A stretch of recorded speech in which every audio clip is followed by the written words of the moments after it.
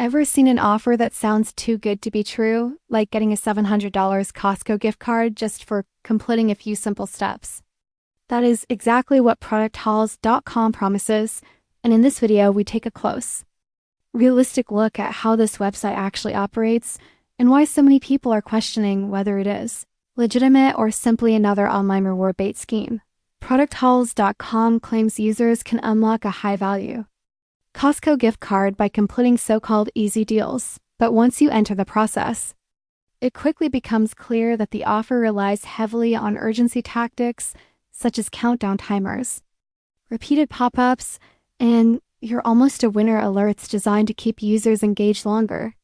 There is no official confirmation from Costco that this promotion exists, which is a major red flag on its own.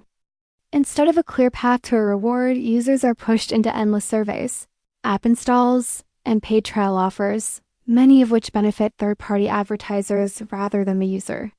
Reports across the internet consistently state that even after completing multiple requirements, people never actually receive the promised gift card.